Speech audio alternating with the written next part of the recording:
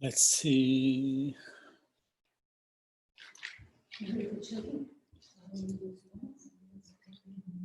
It's magic. You can see the lifetime supply down right there. It's a kind of magic.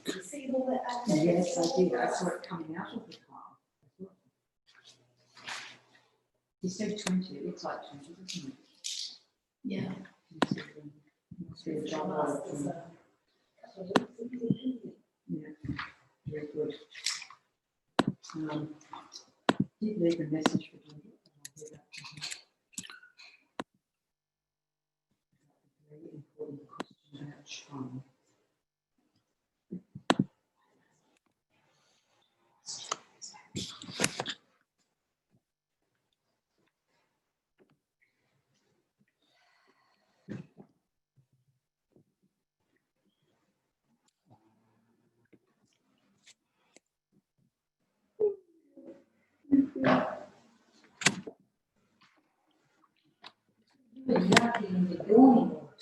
No, I shouldn't be yawning. I just had a very long, deep sleep last night.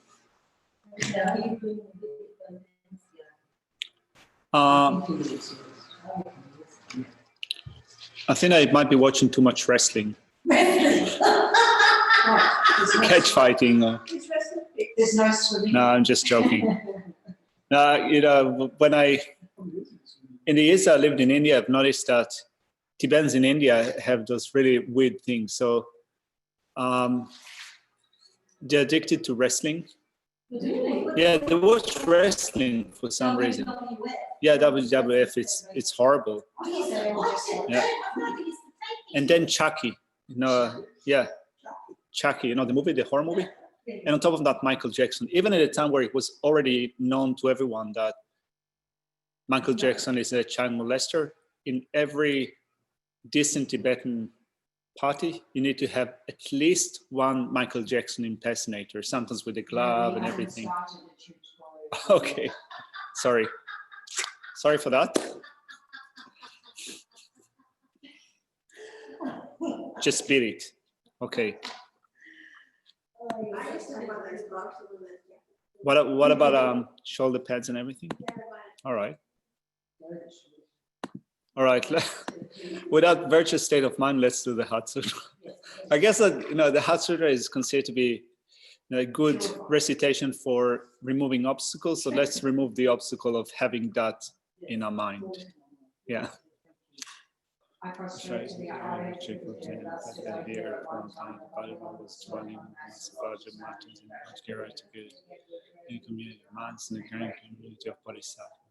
At that time, then the was absorbed in concentration on the categories of phenomena called profound perception. Also at that time, the Bodhisattva, Mahasattva, Arya, Avalokiteshvara looked upon the very practice of the profound perfection of wisdom and beheld those five aggregates also as empty of inherent nature.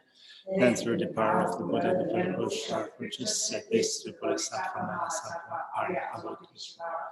How should any son of the lineage strain who wishes to practice the activity of the profound perfection?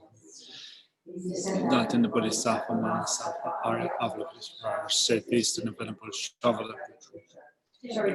And the son of the lineage of daughter of the lineage who wishes to practice the activity of the profound perfection.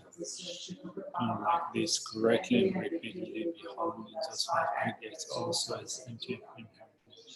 Form is empty, emptiness is form, emptiness is not added in form, form is also not added in emptiness. In the same way, including discrimination, composition, factors, and consciousness are empty. Shariputra, likewise, all phenomena are emptiness without characteristic. Unceased, stainless, not without stains, not deficient, not fulfilled. Shariputra, or emptiness, there is no form, no feeling, no discrimination, no composition of factors, no consciousness. No eye, no ear, no nose, no tongue, no body, no mind, no visual form, no sound, no odor, no taste, no object of touch, and no phenomenon. There is no I element and soul, not including no mind element and no mental consciousness. There is no ignorance, no extinction of ignorance, and so not to including no aging and death, and no extinction of aging and death. Similarly, there is no suffering, origination, cessation, and path. There is no exalted wisdom, no opinion, and also no knowledge. Shariputra, therefore, because Bodhisattva is enlightened perfection of wisdom, the mind without observation, without fear, completely past beyond.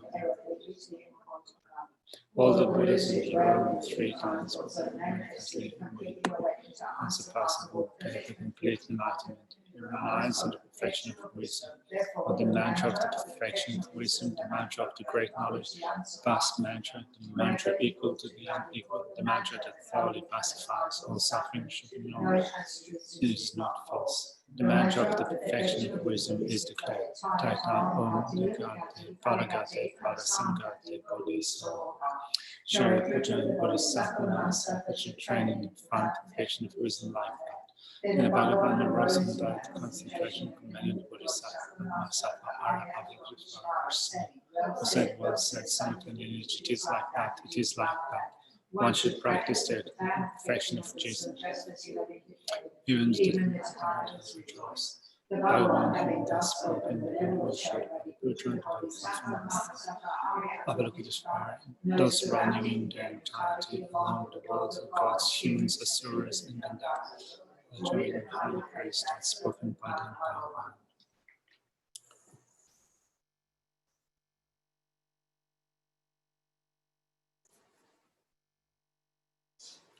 Sangye choda tsoki chonamla chancho badi dani kyamsuji dagi chunyingi betsonangi dola panchi sangye dorpasho.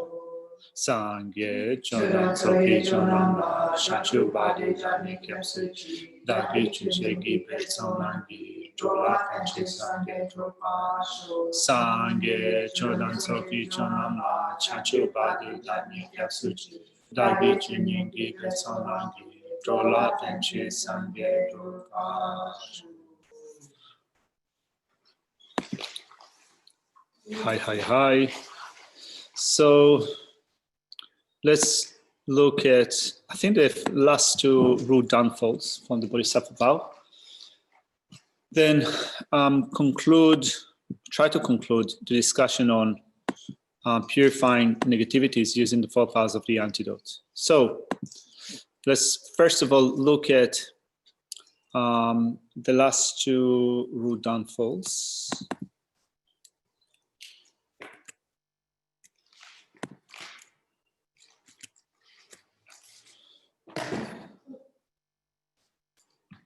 So the last thing that we've covered yesterday from the rude downfall was accepting the property of the 3 jewels, remembering that it's like taking something that was dedicated to the 3 jewels or to the Sangha offerings that were made on the altar. You know, different scenarios can be played, and receiving them, so you yourself receiving them, knowing that you actually are not entitled to receive that. So that's what we've covered yesterday. Now, number 17 says, if you take the resources of contemplatives who are settled in calm abiding with the thought, I will rouse these ordinary beings from the practice and give it to those who merely recite prayers, it is a rude downfall of giving the contemplatives resources to the reciters and discarding calm abiding. Now, in the official version, let's call it like that, in the Guru Puja, it says passing false judgment or establishing harmful rules, which is an interesting thing because I looked at a couple of commentaries and there are different things that are said with respect to this rude downfall. So I haven't come across an explanation that contained all those different bits in one explanation. So what do we have in general? So suppose that someone is practicing calm abiding, shamatha. They're in retreat. They need provisions for the retreat, right? So they need food, things to get by in order to survive that retreat that takes a long time.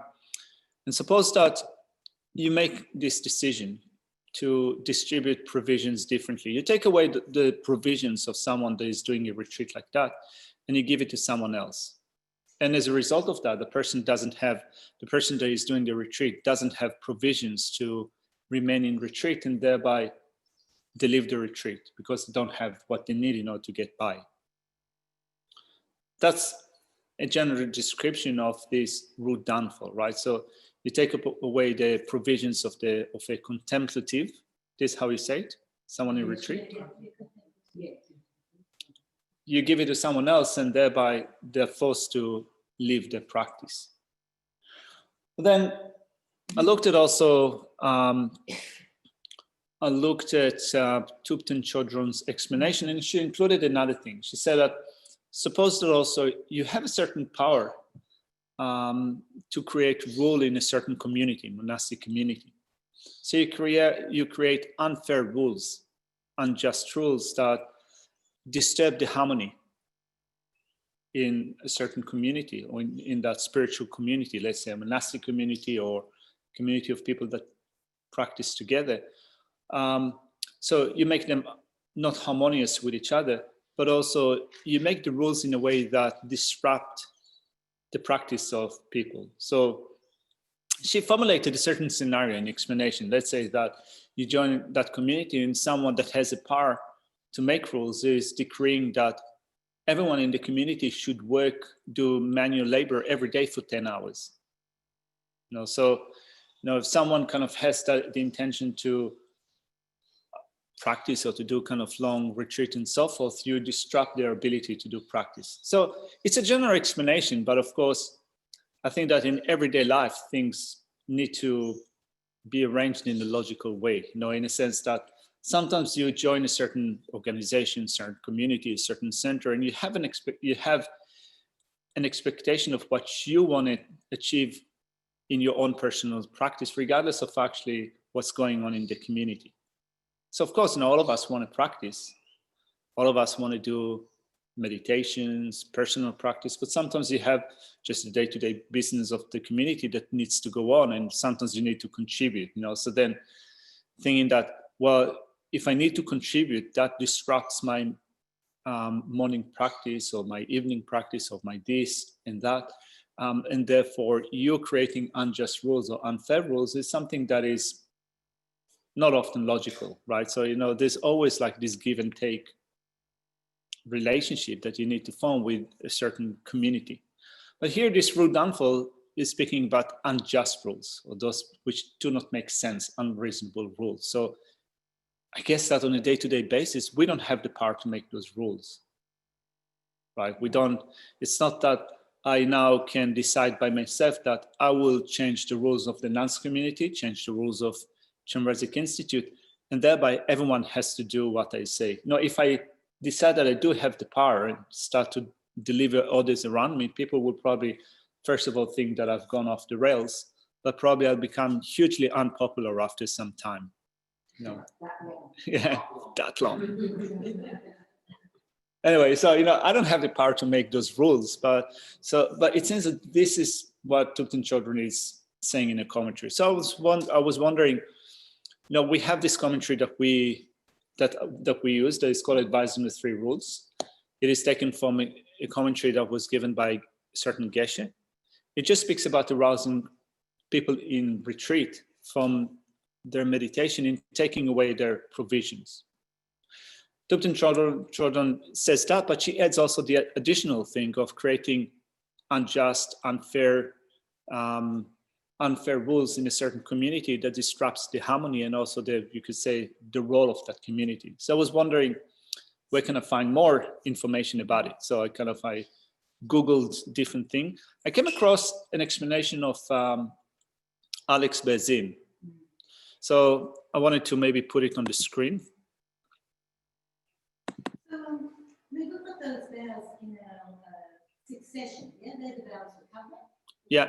Yes. So it's 17. It's passing false judgment. Passing false judgment. Yeah. Okay. Yeah, so passing false judgment is pretty it's pretty vague if you don't contextualize it. So passing false judgment would be, decreeing that the provisions of someone in retreat should be taken away and distributed in a different way, and thereby forcing them to leave the retreat. Yeah. Yeah. So here in Alex Berzin commentary, he speaks about it as establishing unfair policies. And he says, this means to be biased against serious practitioners because of anger or hostility towards them, and to favor those with lesser attainments or none at all because of attachment to them. An example of this downfall is to give most of our time as teachers to casual private students who pay high fees, and to neglect serious students who can pay us nothing.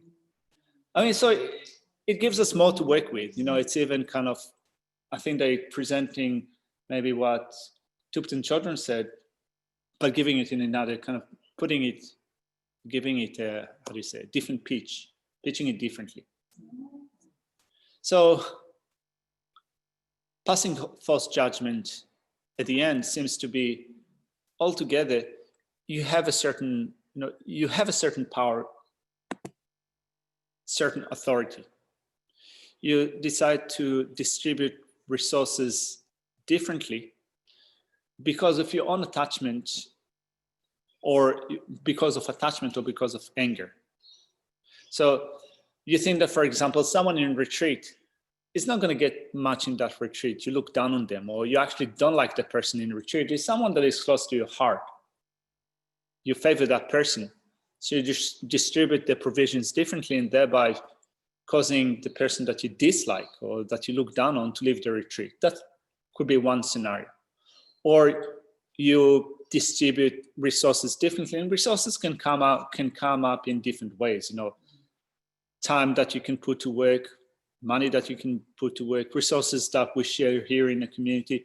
You decided to distribute them differently because it seems that, again, the motivation would be anger, attachment, and so forth, thereby creating disharmony or an unjust situation. And also it will have a bearing on someone that is doing a certain spiritual practice. Or here is the example that Alex Bazin gives.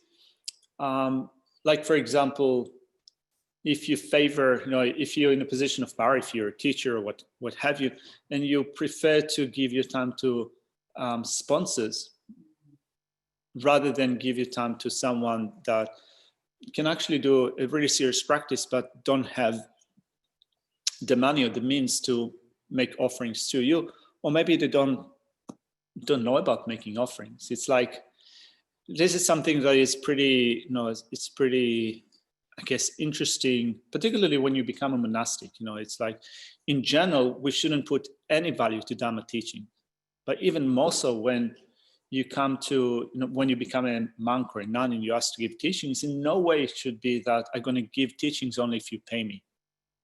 You know, in no way we should have that attitude. So, but then, you know, suppose that you're invited to a certain place, you stay in that place for 2 weeks, for a month, you know, and in the West, we don't really, we're not used to thinking of offerings, making offerings and so forth. So you're invited to a certain place for 2 weeks, 1 month, you teach, and then you end up with having got nothing whatsoever or very little offering, and you become a bit upset, you know, like, you know, I've spent a month here, you know, I gave teachings, I had to prepare, I got nothing and so forth. Next time that they invite me, I'm gonna put it, you know, in my list priorities to do. If there are other people that make better offering, I'll go to those places, you know. So this way of thinking, you know, it's easy to encourage those ways of thinking, you know. It's like, someone like me is not free from attachment to money and so forth. But when you look at it from the, you know, in the bigger picture, when you look at what this root downfall is, it's like preferring big sponsors over those who don't make offerings, you know. So it's easy to incur such root downfall in certain situations, right? So we need to think about them. It's interesting, like, particularly around teaching. You know, if you're pleased to have them there and you've benefited from the teachings, you would assume people would be grateful and would want to do something to show their gratitude and their thanks. I think, you know, any culture, you know, when people do, when they've done something for you, you know, you feel indebted to them. You know, and if that's not the case at the end of the month, then they're just, you know, let us ride you down to the train, we'll see you later. You know, maybe weren't very successful in the, or you know, the karma wasn't right, whatever. I think sometimes, It depends, it's so dependent on the situation. Yeah. Yeah, Their resources yeah. may be non-existent, Yeah. that's this point, yes, Yeah. you know, yes, yes, but I guess there's, money isn't everything. no, that's right. Money isn't.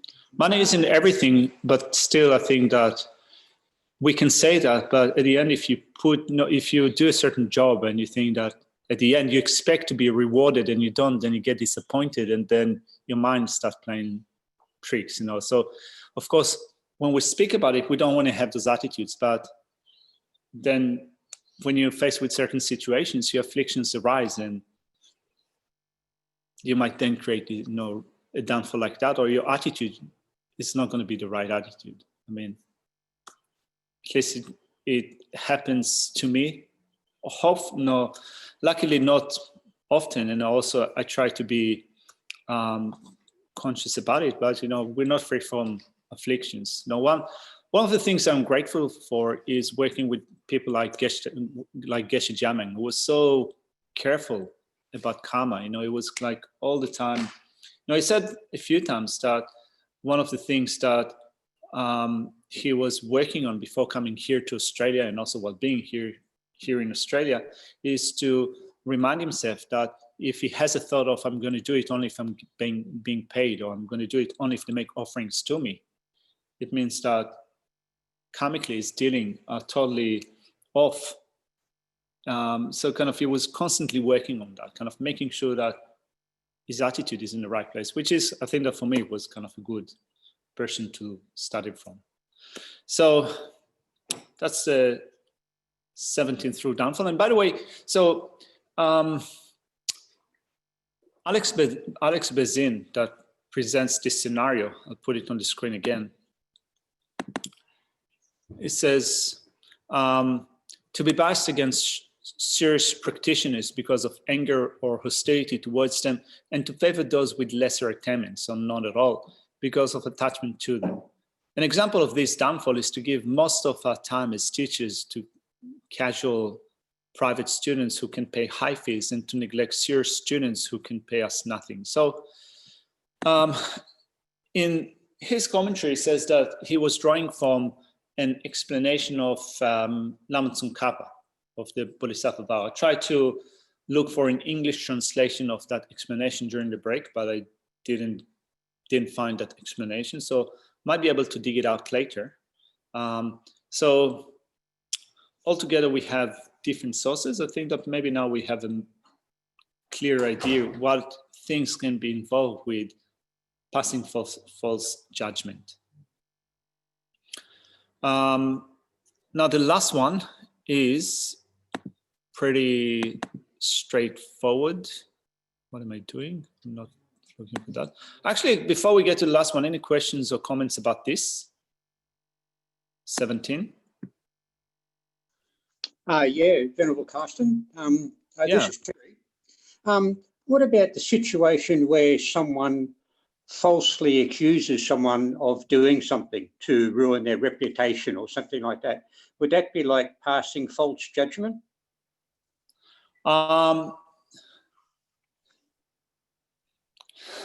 It could be passing false judgment, but I don't think that it is included within this root downfall. I mean, passing false judgment. It is passing a certain judgment. But I think that when the 17th rule downfall is called passing false judgment, I don't think that it's referring to judgment in general. I think that it passing false judgment in a way that undermines a certain person's study or practice, and the judgment is passed because of anger, attachment, and so forth. So let's say that, for example, I have a certain interaction with you, Terry. Let's say that I don't like you, and I say that you're a horrible person, and I've never met anyone that is more horrible than you. So this is false judgment, definitely, And definitely, I don't think that. But let's say that, let's say that I say that. This is passing false judgment, but it is not the 17th rule downfall. It is just, I think, harsh words motivated by malice, motivated by anger. I accumulate negativity on that account, but I don't think that it is part of the 17th rule downfall. Now, if I do it in a way that disrupts your practice in a substantial way, not just kind of, not just agitates your mind, but let's say that you're in retreat and I have a certain bearing on you. And then I make you leave that retreat, leave that practice. Maybe that would be the meaning or the essence of the 17th rule downfall. But in general, just passing judgment or false judgment, I don't think that it's part of it. Okay, thank you. Makes sense. Good. Which I think that we can link it up also with something that Geshe-la mentioned today in his session. He said that sometimes you come across people that say that you people don't, you don't practice. You only talk, but you don't practice. I've had it so many times along the years. When we get angry, you work with a certain community, in a certain community, particularly a community of Buddhist practitioners, and when things don't go your way or the way that you want it to go, it could be that it is justly or unjustly. There's a tendency to kind of look outwardly and accuse others of not practicing well enough or not practicing good enough or pretending to be practitioners and so forth. It's actually kind of sometimes when I come across those statements and I hear them every once in a while, I find them quite irritating or astounding. It's like, how would you know what someone practices or not? Just because they don't agree with you, or just because you disapprove of a certain aspect of the behavior. It's more like writing them completely off and saying that you're not practicing. All of us are practicing. We have shortcomings. Otherwise, if we had no shortcomings, we would not have been here. And we could have been bodhisattvas or Buddhas and working for the benefit of others. But people from, I think, our background gravitate to a place like that because we recognize that we have shortcomings and we want to correct them. So we make progress in some areas and we still lack in other areas. So I think that when we think of coming up with those statements, then it's rather than looking at our own faults, we focus on the faults of others. No, you're not a practitioner. Are we actually practicing? No. Are we getting a good, putting a lid over our own resentment, anger, and so forth? It's good to think about it, but it's still easier said than done. When people push our buttons, we get angry, and then again, we become outer-oriented rather than being self-reflective. So that's passing false judgment. Then let's look at the next one, which is if you abandon the mind of enlightenment, it is a root downfall of discarding the mind of enlightenment. So that's also quite straightforward. Remember that for this one, you don't need the four binding factors to be present for it to be incurred. So why would you abandon the mind of enlightenment? Why would you relinquish it? Well, it could be that because you finally understand how much work you need to do and for how long and how difficult the task is. And you might think that actually it's too much of an undertaking for me. I need to work for 3 great countless eons to amass the collections, to practice the 6 perfections, and to do stuff as giving away my own body, piece by piece, to other living beings if they ask me to do so, without getting angry at other sentient beings. I don't think that I can do it. Therefore, I better attain my own state of liberation. So that could be one way that you can relinquish the mind of enlightenment. Another way that it could happen is that when you have this good intention to be of benefit to others, but no matter how much you try to do it, they're being vicious to you, or don't reply to you in kind, they don't appreciate you, and so forth, right? So sentient beings are wicked. They are unresponsive. They do not appreciate you, and you think that actually I give up. You know, I don't like this. It's actually good to link it up with one of those verses from the 8 verses for training the mind, right? When Geshe Langpa says, when someone who have benefited, and I have, in which I have great hope, does me great wrong, I shall hold that person as, is that the correct way of stating it? As a precious treasure or something like that. Anyway, so this is the gist of this root downfall. And when you think of this scenario, that could be another scenario where you can give up the mind of enlightenment. So out of the 2 minds of enlightenment that we have spoken of, the aspiring mind of enlightenment and the engaging mind of enlightenment, it is mainly referring to giving up on the aspiring mind of enlightenment. So if you give up on the aspiring mind of enlightenment, needless to say that you will relinquish the engaging mind of enlightenment. Any questions? I mean, it's quite interesting, the last one. I mean, when you think of, I grew up in Israel, and I remember that, right from, I think, day one, because of the history of Israel, we are being told that Hitler was such an evil person. Now, there's no one that has this most, I think, that is deemed to be more vicious or evil than Hitler. And I think that, if you're Tibetan, might be Mao Zedong or Deng Xiaoping. I think that if you belong to another ethnic group, there's always that arch villain. So, sorry? Voldemort. Yeah, Voldemort, Trump. So then, when you think of actually, I want to attain enlightenment for these people, can I do it? I mean, consider those people that are great villain, mass murderers, and so forth. I mean, of course, I think that when you practice bodhicitta, it's not that you start first of all with those extreme cases and try to be all accepting or all loving of such a person. You start with the people that are close to you, right? Balance your attitude with those who are close to you, friends, enemies, and strangers, and you work out from the inside to the extremities. And then at some point, when your mind is ready, you deal also with those hardcore cases. But not giving up bodhicitta means that you're not going to exclude anyone from your bodhicitta. It can be confronting, but I guess it's rewarding if you become a Buddha. Any questions?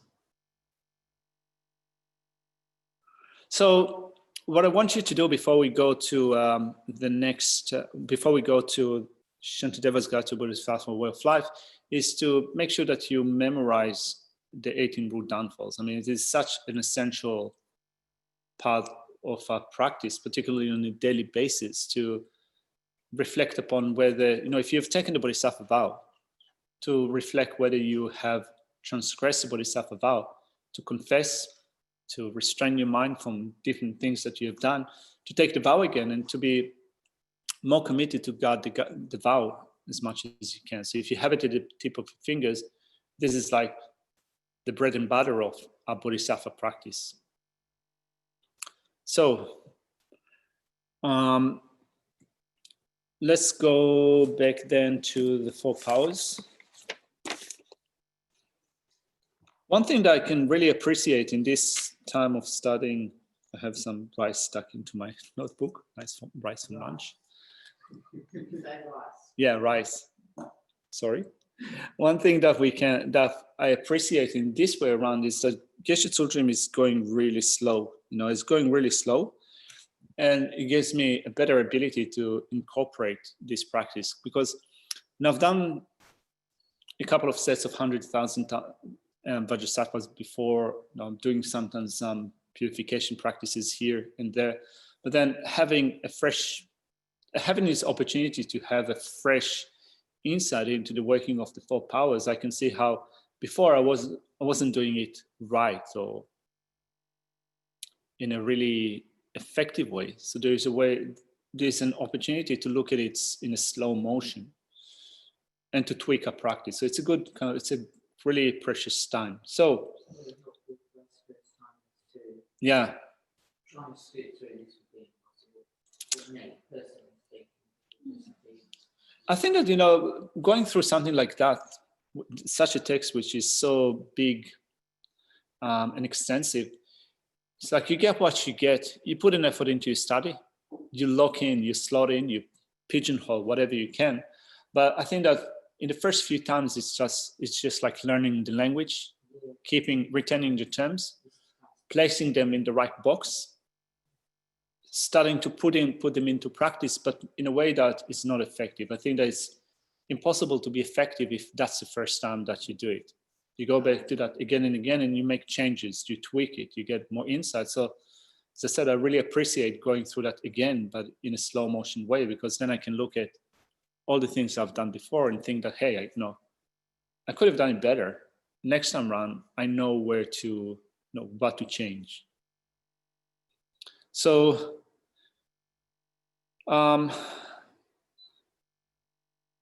we've started to look at the power of turning away from faults. Let's look at the outline somewhere. Ah, there it is. All right.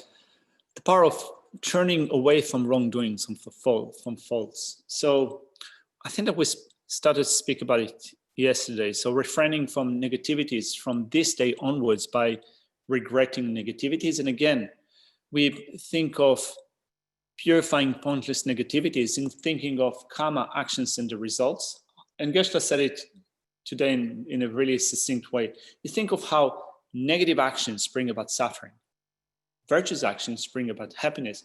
You think of all the different ways in which you have acted negatively.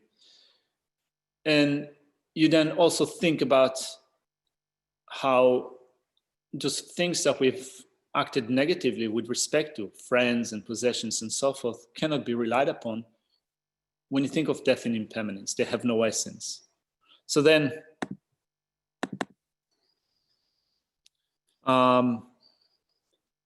you become determined to make effort day and night in the methods for being liberated from those negativities. Then you confess those negativities performed in the past. You call upon the protectors. You think of downfalls and misdeeds which are negative by nature. We'll look at that in a second. You confess all of them. And I think that Geshe-la today in his explanation referred to a point that I think that we discussed yesterday. We said that rather than confessing all our negative actions or downfalls in general, we need to remember those things that we have done. So you try as much as you can to be mindful of negative actions that you've done, other things that are negative by nature, or things that are not in accordance with the vows that you have. And then you think, likewise, there are also other things that I don't remember, that I've done in this life, that I've done in previous life, that I've enlisted others to do, and I've rejoiced in the creation of which, right? So if you just live it in a general way, without thinking of things that you've done, that you yourself have done, then as Geshe-la said, your power of regret would be quite weak. So therefore confession and restraint would be half-hearted. That's paraphrasing what he said. It's not going to really work out. It's not going to carry a lot of water. So it's not going to carry a lot of weight, I should have said. Anyway, so then requesting the attention of the holy beings and pledging to turn away from wrongdoing negativities. That's in verse 65. So actually, what I wanted to do is to put it, verse 65 on the screen.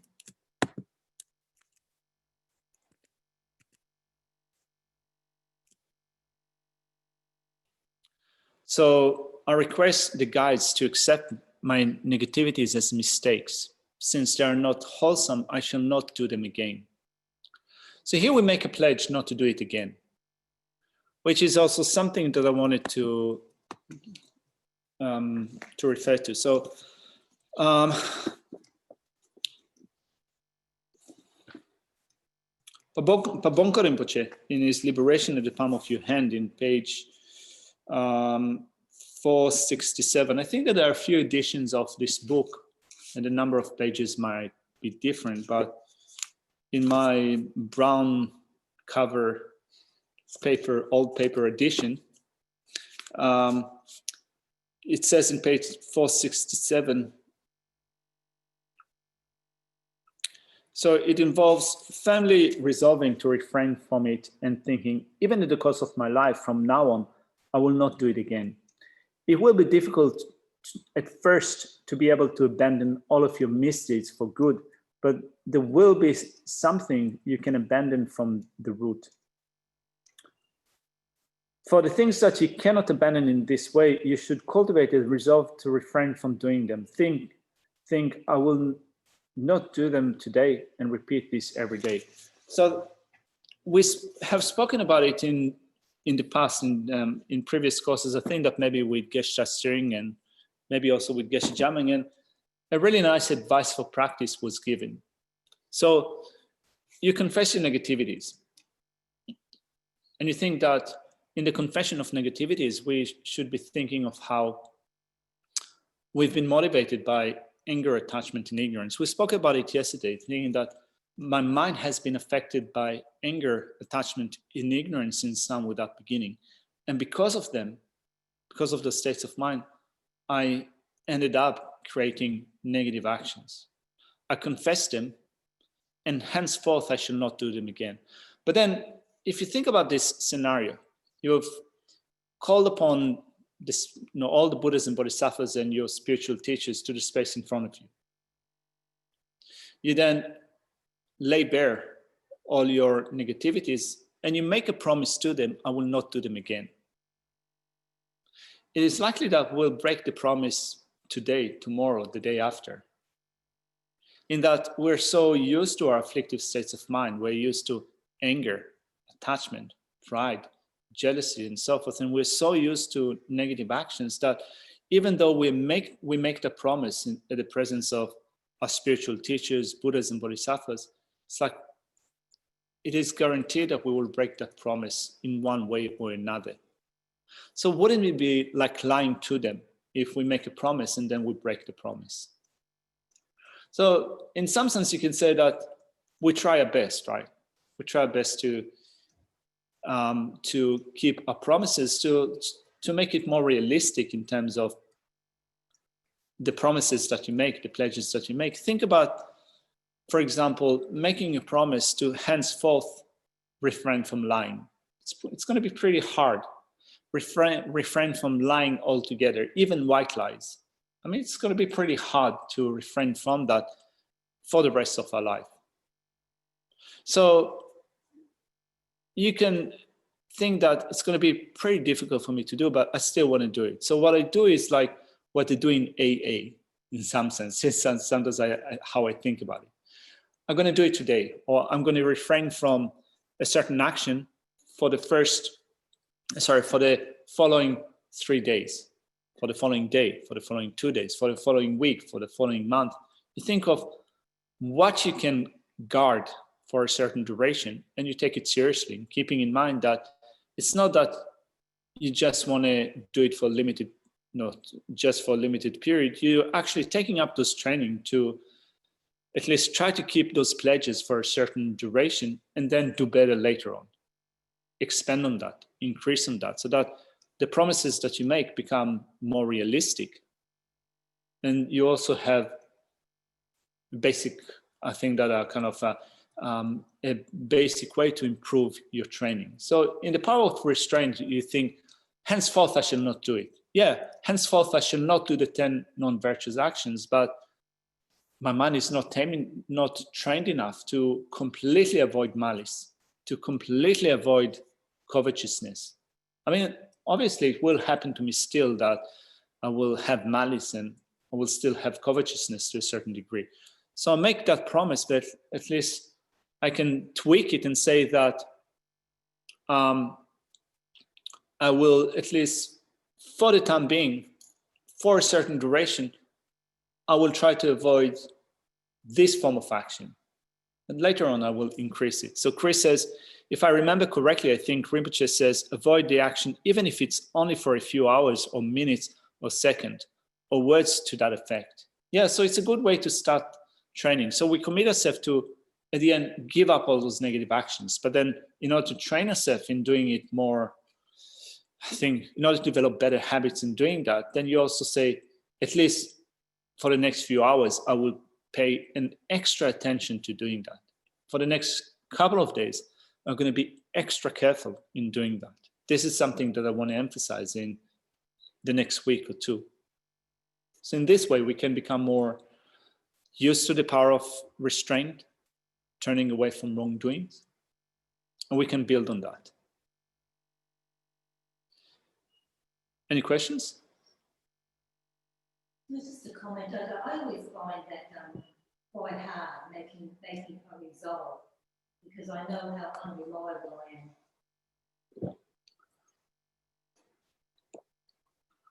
Yeah, you know. Yeah, I think that, and I think that that's why this advice of practice is really effective, because we know how, at least I know how weak-minded I am in certain areas. So even if I make those promises at the back of my mind, I think to myself, yeah, but I know that I'm not going to be able to. Yeah, I know that I'm not going to be able to keep it forever. So this is why this advice I think is really kind of very strong. So it says actually, if you think, I know that I'm not going to be able to keep it for a year, to keep it for 5 years, to keep it for the rest of my life, then you can think that this is my goal. I want to abstain from that for the rest of my life. But at least in the first couple of days, I'm going to be extra careful. I'm going to put an emphasis on that. For the next year or so, that's what I'm going to refrain. Well, a thought just came into my mind. Or I'll make a vow of something that of course I'm going to keep, that I don't want to do. I won't drink a cigarette or something like that. No worries, I know I'm going to do that. But then I guess the challenge then would be is to find something that I can, that would be good for me to be mindful of, like I'll only have positive thoughts, I'll try to only have positive thoughts about this person.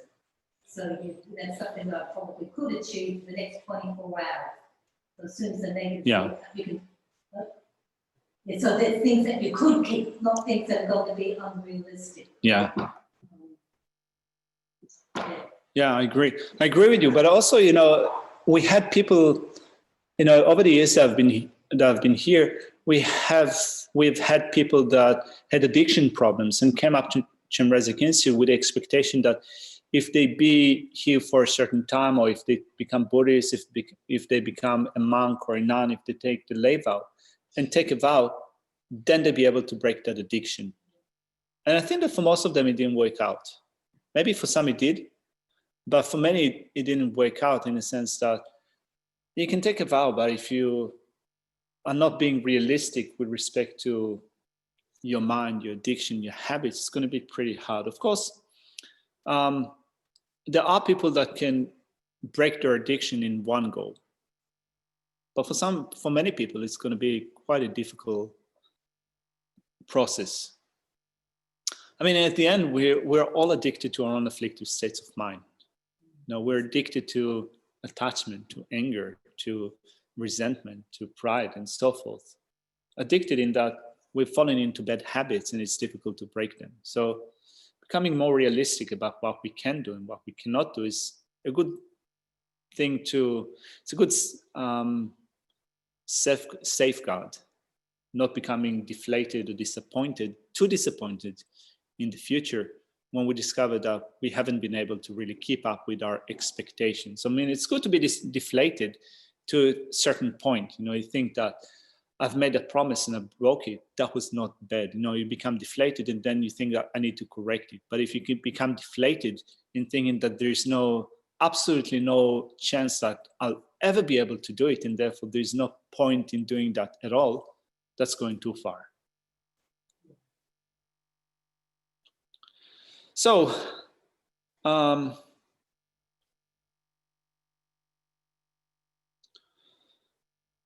So what I wanted to do now is just to have a last look at the power of the outline. Oh, one thing before I do that. One thing that I did during the break was I found in the FMT materials and good booklet on the Bodhisattva vow.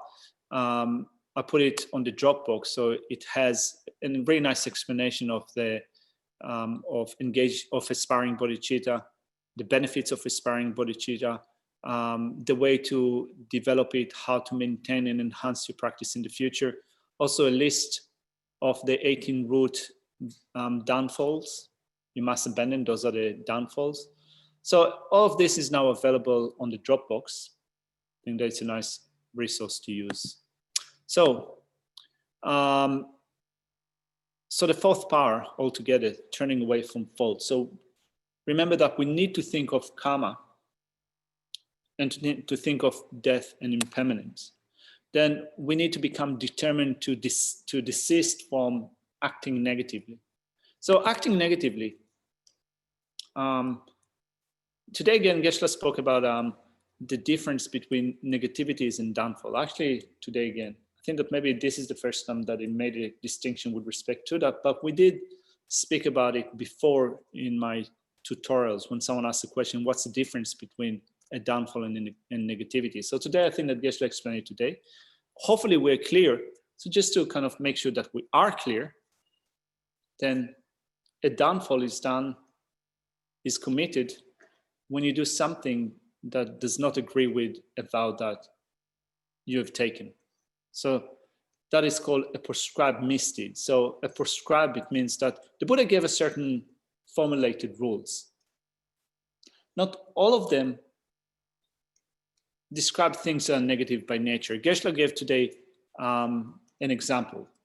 For example, drinking alcohol is not something that is negative by nature. Of course, if you drink too much, if your mind becomes confused, drunk, and so forth, then you end up acting negatively. So you could argue that this is negative, but just having a sip, maybe, is not negative by nature.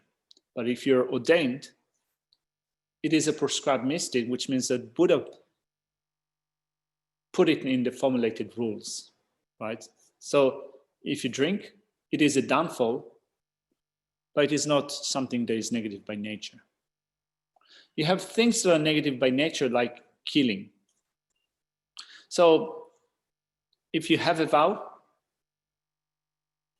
like for example, if you made a vow, if you've taken ordination, your vow entails not killing another person intentionally. But then you have murderous thoughts and you act upon them. You kill another person intentionally, or you enlist someone else to do it. So that is a prescribed misdeed. So you have accrued a defeat, or similar to the defeat in relation to your vow if you're ordained.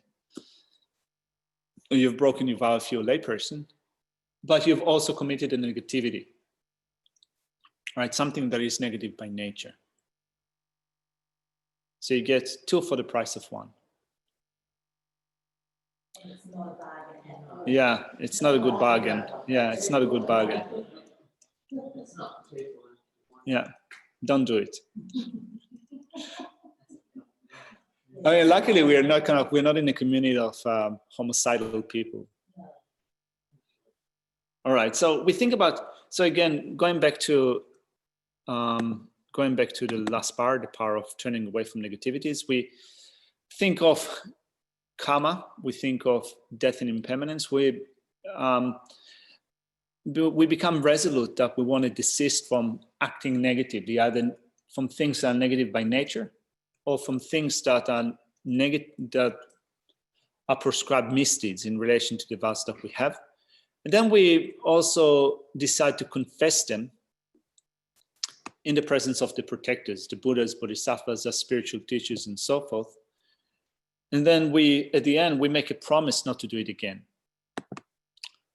That's the power of turning away from negativity. So what I wanted to do in the time that we have left, do you have any other questions? People at home, any questions with respect to that? So if you don't have any questions, what I wanted to do is just maybe a brief look at the 4 powers, just because I think that next week we're going to move on to the 3rd chapter, Embracing Bodhicitta, that explains the remaining 4 limbs out of the 7 limbs of worship. So just to have like a last overview of the 4 powers. So they're presented here in a certain sequence. They're presented in a certain sequence. It doesn't mean though that when you put it into practice, you have to do it exactly in that sequence. It's more like you get involved with confession and purification in wanting to make sure that in certain points, in certain parts of your practice, they would be manifest, they would be there. If they're there at the time of practicing, either together at the same time or one after another, then by making sure that in your practice of purification that all there, your purification becomes effective. So Shantideva presents it in this way. Let's look at just a general overview. So, and it's good to look at the outline when we do that. So we have, it first of all mentions the power of regret. So we investigate the way in which negativity was performed and we feel regret. So we think of our negative actions, how they bring about undesirable effects. We think about them in terms of, we try to remind ourselves of actions that we've done before. You know, how do we perform them? What was the scenario? What were the objects that we did those negativities in relation to which? Were the 3 objects of refuge? Were there our spiritual teachers? Were there our parents? Maybe someone that is in dispossessed or poor situation, or just any one of our friends, right? So we think of all those different scenarios that we've performed negative actions. And then we start to think of death and impermanence and thinking of how horrible it would be to die without having purified those actions, because negative actions bring about miserable state of existence in the future. If we don't purify it quickly before we die, it's going to be a game over for us, right? In miserable states of existence. So we think about those 2 points and reflecting the way in which negativities bring fear, in that how they will bring fear of dying without purifying them, and so on and so forth. Then when in Shantideva's explanation, when he thinks of how we become so fearful of dying with not having purified negativities, we think, what can protect me from that? What can afford refuge? What can afford protection? Then we turn to the power of support, relying on the 3 jewels. But also we said that another power of support is bodhicitta. Bodhicitta can also afford protection, because if we develop bodhicitta, then we'll be disinclined to act in a way that is harmful to other living beings. So that's the power of support. Then also following that, we practice, or Shantideva, explains the power of applying the antidote at all times. And it says that, you know, when you having gone for refuge, having developed bodhicitta, you also need to make sure that in thinking of death and impermanence and karma, actions and results, that you create an antidote for negativities in your own mind stream. Because if you do not create an antidote for negativities in your mind stream, it is likely that they will happen again. So although Shantideva here doesn't name what antidote specifically you will enact, in other texts like the Compendium of Trainings, he mentioned those 6 things that you can do, like reciting the names of Buddhas and Bodhisattvas, meditating on emptiness, reciting sutras, creating images, stupas, and so forth. He gave a list of 6 things that we can do. And we said that also the best thing that we can do is to meditate on emptiness. That's creating an actual antidote in our mind stream. So then the next power is to turn away from wrongdoings and becoming in acknowledging what you've done before, then calling upon the beings in front of you, Buddhas and Bodhisattvas, saying that this is what I've done, henceforth I will not do them. So this is how you create this power of purification in your mind stream. Now, we have only a couple of minutes, and maybe I'll try to do it quickly. What I also wanted to add to that is a practice of purification that we often recite either in pujas or in, sorry, I'll try to. Yeah, I don't know. We're going the wrong way. Yeah, this one.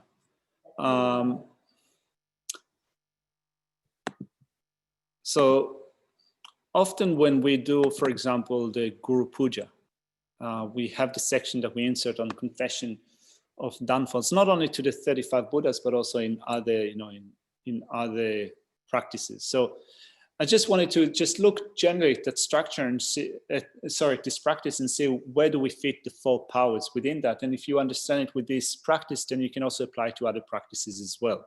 So first of all, we have the motivation, in which, this is, I think, taken from combination of Lama Yeshe and Lama Zopa. The purpose of my life is to free numberless sentient beings who are the sources of my past, present, and future happiness, and so on and so forth. This is the motivation.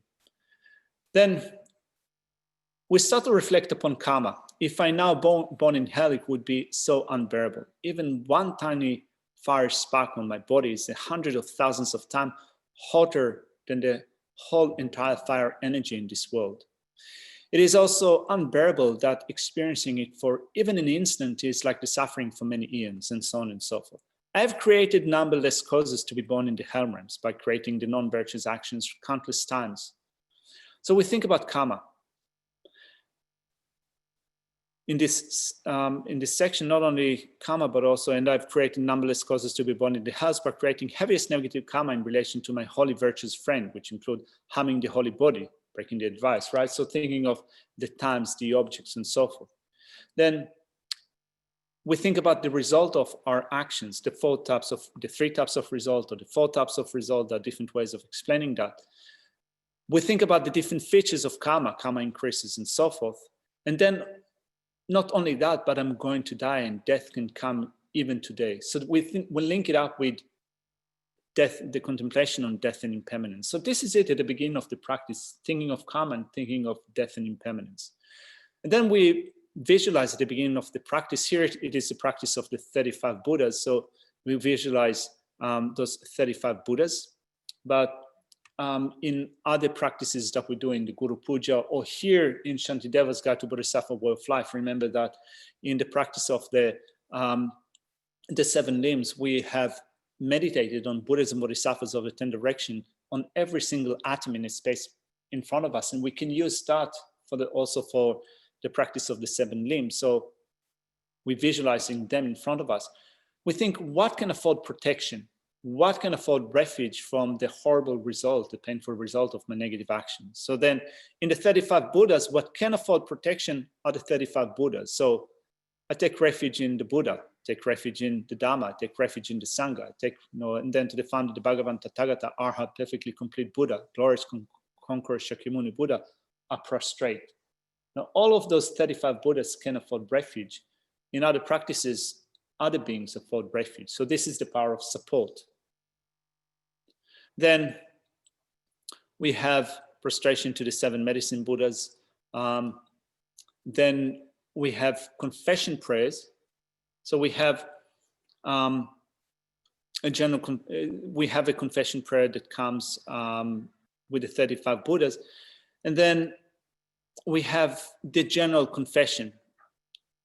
Now, both in the confession and in the general confession, you can incorporate the power of the antidote and the power of turning away from faults. So as you confess each and every negative action contained in this prayer, think to yourself that you have created this negative action not just once, but countless times in this and beginningless lives. Generate strong regret. The stronger of regret, the greater of purification. Then reflect on the emptiness of each of these negative actions. This is an actual power of the antidote, meditating on emptiness. So you meditate on emptiness, and then you you read through the general confession of great Guru Vajradhara, all other Buddhas and Bodhisattvas who abided in 10 directions, and all the great Sangha, please pay attention to me. So it's like thinking again of all the beings in front of you, and then laying down all your negative actions. So you say your name, circling in cyclic existence, blah, blah, blah, blah, blah. I've been disrespectful to my parents, I've been disrespectful to my Vajramaster, and so on and so forth. In the presence of the great Guru Vajradhara and all the Buddhas and Bodhisattvas who abide in 10 directions and Venerable Sangha, I admit this entire collection of faults and transgressions and so forth. This is the power of turning away from negativities. I will not conceal them, I accept them as negative. I promise to refrain from doing these actions again in the future. By confessing and acknowledging them, I will attend and abide in happiness, while by not confessing and acknowledging them, true happiness will not come. Right, so this is a way that also both the power of application of an antidote, and a power of turning away from faults is included within your practice. So go over this practice later on again and kind of map the 4 powers and how they are linked in, how they work together. And then also in other purification practices that you do, make sure that the 4 powers are complete in whatever way you can. So sorry for stealing 4 minutes of your precious time. Any questions before we leave it for today? I guess we find the 4 powers also like the likes of Vajrasattva. Yeah. Yeah, totally. Yeah, totally. You find if you look at so this is what I that was my intention, to introduce this power of this practice, of the 35 Buddhas, to look at where the 4 powers are included, how do they come about in this practice, and then you can go to the Vajrasattva practice or other practices that we do and map them out, see how they are present, and make sure that when you do meditate on Vajrasattva, that all of them are there consciously. And if all of them are there consciously, including the meditation on death and impermanence and karma, then your confession becomes potent. I guess because sometimes Vajrasattva is within the context of a bigger siddha. Yeah. Sometimes you can just do the Vajrasattva practice, but then other times it can be within the context. Yeah. And then you can have the powers sprinkled out. Yeah, and if you have the practice of Vajrasattva included within other practices, like for example, if you do the long sadhana of Yamantaka, we have the preparation section, the meditation on Vajrasattva. So if you're skilled, actually, you would know where to slot in the 4 parts of the antidote, so that even that part of the bigger picture would be done in a very effective way. So if you're aware of the 4 powers of the antidote, and you do a Vajrasattva practice within the sadhana of Yamantaka, if you know where to slot in the 4 powers of the antidote, just within that short section of Vajrasattva, then it becomes a very powerful practice, even though your main intention is to do a meditation on Yamantaka. I'm sort of, I'd be saying like, like I've got that where like the 7 limb prayers to some extent can cover some of those powers. Oh yeah, definitely. You have the 7 limb prayer. The 3rd limb is the limb of confession. Yeah. Yeah. So if you have the time, and hopefully you have the time, here you pause and you do a proper purification practice. I mean, the practice of the 7 limbs can be, you could say, a standalone practice that can involve so many different things. I mean, look at, for example, the King of Prayers. It has a really beautiful presentation of the 7 limbs. And you can take just the beginning, the 7 limbs, as a practice, a standalone practice.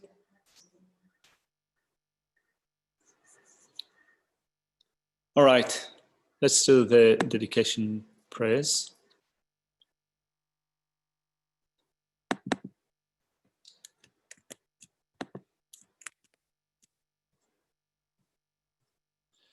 So before we do the dedication prayers, I will send out the review questions tonight, and we will have another exam this week. Yeah, I'll send it probably by Sunday evening or Monday morning.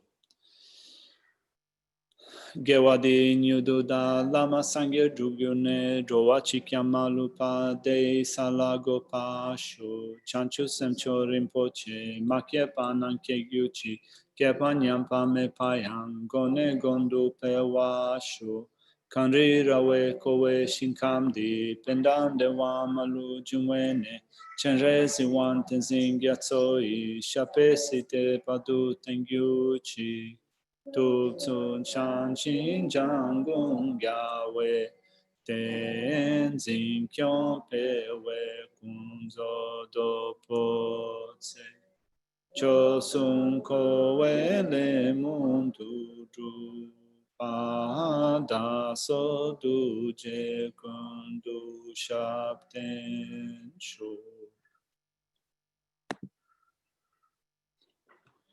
Thank you. This sentence. Thank you. Thank you. Thank you. Thank you, Captain. See you later. Thank you. Thank you. Thank you. Appreciate it. Thank you. You sing out. Thanks, Terry. Sorry? You don't sing it too. You know that, don't you? You're a bit toned down. Well, no, I'm kind of, I sing in tune. Other people don't sing in my tune. Oh, we don't sing it. Yeah. Yeah, you don't sing in tune. I'm totally all right. Yeah, okay. We're all right. The rest of us are out, you know? Yeah. We get you so